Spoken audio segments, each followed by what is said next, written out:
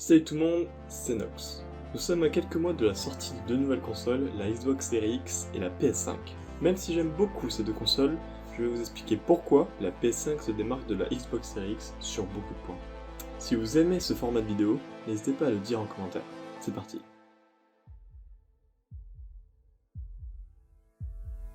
Ces derniers temps, j'ai beaucoup regardé les bandes annonces des deux consoles.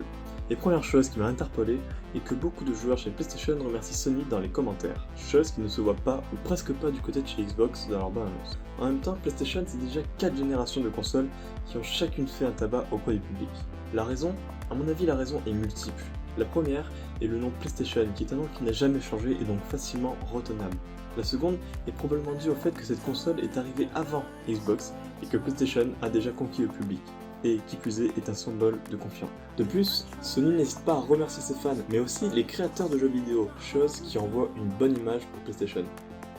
La puissance brute de Xbox est indéniablement supérieure à la PS5, mais reflète-t-elle réellement la véritable puissance de la PS5 ? Pour rappel, la PS5 est dotée de plusieurs technologies uniques, notamment de son SSD qui est assez rapide pour utiliser en tant que RAM afin de stocker plusieurs objets dans un jeu vidéo. Cette technologie pourrait donc permettre d'alléger considérablement le travail du CPU et du GPU qui n'auront donc à charger moins de choses. Donc avec cette technologie, sommes-nous sûrs que la PS5 soit vraiment plus puissante que la Xbox ? De plus, la manette de la PS5 a obtenu un réel progrès, tel que le retour haptique et la qualité du gameplay ne saurait être que meilleure grâce au nouveau système sonore 3D qu'apporte la PS5. La PS5 a également su convaincre, et je pense que c'est le point le plus important, par ses exclusivités innombrables qui fait la plus grande force de Sony.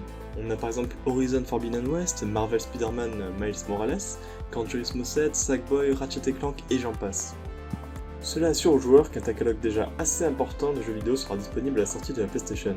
A contrario, l'exclu de la Xbox la plus attendue était sans doute Halo, et malgré cela, Microsoft n'a pas su convaincre le public avec sa bande-annonce. Malgré la crise du Covid, Sony a su assurer l'arrivée de la PS5 grâce à des moyens innovants et bien plus accessibles pour tout le monde, les lives YouTube. Cela a permis de faire monter la hype dans la majorité du public de par la qualité de leurs vidéos, mais aussi du dévoilement progressif de la PS5 au fil de la conférence. Sony a donc véritablement su attirer l'attention du public grâce à des dévoilements progressifs qui ont su faire bien baver un grand nombre de ses fans. On regrettera seulement le prix qui n'a pas encore été dévoilé, ce qui pourrait présager un prix élevé. Mais parlons de ce prix. Ne serait-ce pas une stratégie afin de mettre un prix moins élevé que celui de la Xbox ?